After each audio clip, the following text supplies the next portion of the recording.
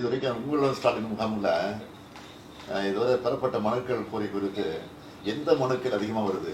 Sir நம்ம கோயம்புத்தூர் மாவட்டத்துல sir இப்போ வரைக்கும் 30 முகாம் நடந்துருக்கு சார். சரிங்க. இன்னைக்கு 6 முகாம் நடந்துட்டு இருக்கு சார்.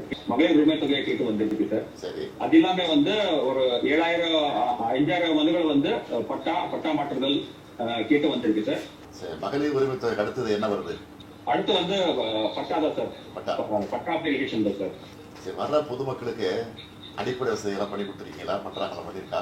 முதியோர்கள் சரி மாற்றுத்திறனாளிகளுக்கு தனியா ஒரு கவுண்டர் பண்ணிட்டு அவங்களுக்கு குடிநீர் வசதி அது இல்லாம வந்தவங்களுக்கு டீ ஸ்நாக்ஸ் வசதி கூட நம்ம பண்ணி கொடுத்துருக்கோம் சார். கலெக்டரை பொறுத்த வரைக்கும் அந்த டேஷ்போர்ட் உங்களுக்கு பதிவாகுதுல, அந்த மனுக்கு எங்க அதிகமா பதிவாகுதோ அந்த இடத்துக்கு யாராவது ஆட்கள் அனுப்பிச்சு இமீடியட்டா அதை சீக்கிரம் பண்றதுக்கு ஏற்பாடு பண்ணிருக்கீங்களா? துறை சார்ந்த மனுக்களை அந்த டிபார்ட்மெண்ட் ஆபீசர்ஸ் ரிவ்யூ பண்ணி எவ்ரிடே அதுக்கு நடவடிக்கை எடுக்கிறதுக்கு ஃபாஸ்ட் ட்ராக் பண்ணி ரிவ்யூ பண்ணிட்டு சார். டெய்லி 7 மணிக்கு கூகுள் மீட் நடத்திட்டு அதுக்கு நடவடிக்கை எடுத்துருக்கோம் சார். வணக்கம். எந்த ஊர் பண்ணீங்க? உங்க பேர் என்னமா? பாக்கியலட்சுமி. இந்த கேம்ப் நடக்கிறது எப்படி உங்களுக்கு தெரிஞ்சது? எப்படி நீங்க வந்தீங்க? வீடு வீடா கொண்டு வந்து கொடுத்தாங்க. சரி சரி சரி. ரொம்ப பயனா இருந்துச்சுங்க. ரொம்ப ஈஸியா இருந்துச்சு. நல்லா பண்ணி கொடுத்துட்டு இருக்காங்க. சரிம்மா. இந்த இதுக்காக எவ்வளவு நாள் காத்துட்டு இருந்தீங்க? இன்னைக்கு தான் பண்ணாங்க. இன்னைக்கே மாத்தி கொடுத்துட்டாங்க. மாத்தி கொடுத்துட்டாங்க இல்லையா? ஆமாங்க. அவங்களுக்கு அடிப்படை பிரச்சனை தீர்த்து வைக்கிறீங்களா? ப்ராப்ளம் இருக்கா? பண்ணி கொடுத்துருக்கோம் சார். எல்லாருக்கும் இங்க பந்தல் போட்டு சேர்ஸ்ல இடம் கொடுத்துருக்கோம் சார். சரி. இது வரைக்கும் எத்தனை மனுக்கள் வந்திருக்கு? அந்த மனுக்கள்ல எது அதிகமா வந்திருக்கு சொல்லுங்க சார். நமக்கு இது வரைக்கும் சார் 12,492 மனுக்கள் நம்மளுக்கு டோட்டலா வந்திருக்காங்க சார். இது கலைஞர் மகளிர் உரிமை தொகை இல்லாம இருக்கக்கூடிய மனுக்களுங்க சார். என்ன ஸ்டாலின் உடல்ல சரியில்லைன்னு போய் மருத்துவமனையில் போய் ஒரு வாரத்துக்கு பற்றி திடீர்னு அவருக்கு உடல்ல சரியில்லை. சரி, ஒரு மனிதனுக்கு உடம்பு சரியில்லைன்னா உடனே மருத்துவமனைக்கு போவாங்க. ரைட். நான் கூட வாழ்த்து சொன்னேன். விரைவாக அவர் குணமடைந்து வீடு திரும்பணும். அவர் போனார், ட்ரீட்மெண்ட் பண்ணிட்டு இருந்தார். 2 நாளைக்கு முன்பு பார்த்தா அப்படியே ஒரு டேபிள் போட்டு ஒரு 10 அதிகாரி வச்சுக்கிட்டு அங்கே கூட்டம் நடத்திட்டு இருக்காரு. எவ்வளவு நடிப்பு தான்! நீங்களே சொல்றீங்க நடிப்பு. ஏயா என்ன புயலும் வெள்ளம் நாடு அழிஞ்சு போச்சா? புயல் வந்ததா, வெள்ளம் வந்ததா, கொரோனா வந்ததா? அப்படி அவசரமா கூட்டம் போட வேண்டிய அவசியம் என்ன? ஒரு டிராமா. என்னமோ இவருதான் நாட்டு மக்களை காப்பாத்துற மாதிரி, இவருதான் முதலமைச்சர் அதிகாரிகளும் இன்ஸ்ட்ரக்ஷன் கொடுத்து நடக்கிற மாதிரி. அப்படி இருந்தா 18 நாள் வெளிநாடு போயிருந்தீங்க. 18 நாள் வெளிநாட்டுல போய் உல்லாசமா இருந்தீங்க. அப்ப நாட்டு மக்களை பார்க்க முடியாதா? அது மட்டும் இல்ல, அங்க போய் சைக்கிள் ஓட்டிட்டு இருக்காரு. அங்க போய் வெளிநாட்டுக்கு போய் சைக்கிள் ஓட்டிட்டு இருக்காரு முதலமைச்சர். இப்படிப்பட்ட நடிப்பு திரு சிவாஜி கணேசனால் கூட நடிக்க முடியாது.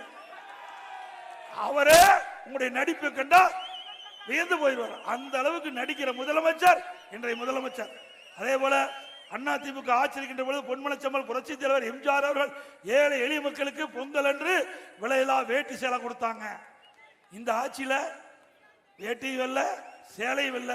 வேட்டி கொடுத்தா சேலை இல்ல, சேலை கொடுத்தா வேட்டி இல்ல, ரெண்டும் கொடுக்கல. அதுக்கு இந்த வாழைப்பழ கதை இருக்குது பாத்தீங்களா?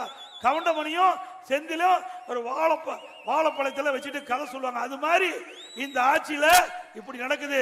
இதுக்கு மந்திரி யாருன்னா காந்தி. இதுக்கு மந்திரி காந்தி. அவர் பேரை வச்சுக்கிட்டு இப்படிப்பட்ட ஊழல் செய்கின்ற அரசாங்கம் தேவையா? அண்ணா திமுக ஆட்சி மலர்ந்தவுடன் ஒவ்வொரு ஆண்டும் பொங்கல் என்று நல்ல வேஷ்டி கொடுக்கப்படும்.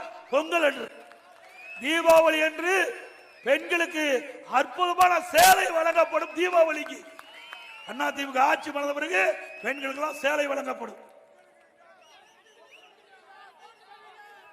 திமுக ஆட்சியில நிறைய திட்டங்களை நிறைவேற்ற சொன்னாங்க. இன்றைக்கு கிராமப்புறத்தில் 100 நாள் வேலை திட்டம். திமுக ஆட்சிக்கு வந்தா 100 நாள் 150 நாளா உயர்த்தினாங்க. அதுல பணிபுரிகிற ஊழியருக்கு சம்பளம் உயர்த்தினாங்களா? சம்பளம் உயர்த்தல. 100 நாள் வேலை திட்டம் சுருக்கி 50 நாள் ஆயிடுச்சு.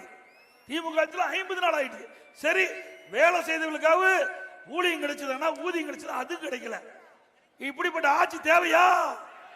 ஏழைகளுக்கு கிடைக்க வேண்டிய பணமும் கிடைக்கல.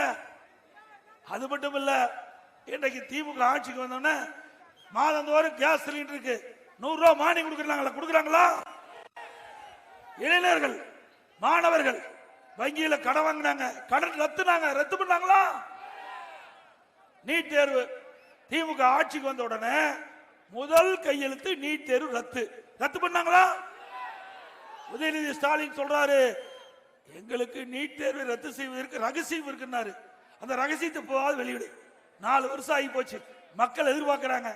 இப்படி மக்கள்கிட்ட பொய்ய பேசி ஆட்சி செய்கின்ற ஒரே அரசாங்கம் ஸ்டாலின் மாடல் அரசாங்கம். இவர்களை நம்பி இதுவரை 25 மாணவர்கள் உயிர் நீத்திருக்கிறாங்க. இதுக்கெல்லாம் பொறுப்பு இந்த அரசாங்கம் தான் என்பதை இந்த நேரத்தில் சுட்டி காட்டுறேன். அது மட்டும் இல்ல, இங்க உங்களுடைய மாவட்டத்தில் அஜித்குமார் ஒரு கோவில் காவலாளி எப்படி துன்புறுத்தி இறந்தார் என்பது நாட்டு மக்கள் அறிவார்கள். ஒரு அப்பாவி, ஒரு இளைஞர் எப்படி கொடுமையா இன்றைக்கு அவர் இறப்பதற்கு காரணம் என்பதை நீங்கள் எண்ணி பார்க்க வேண்டும். வேலியே பயிரை மேயதை போல, வேலியே பயிரை மேய்வதை போல நமக்கு பாதுகாப்பு கொடுக்கக்கூடிய காவல்துறையே இப்படி நடந்தா மக்கள் என்ன செய்ய முடியும்? இந்த ஆட்சியில இப்படிப்பட்ட கொடுமை நடக்குது. அப்படிப்பட்ட கொடுமையான ஆட்சி தேவையா?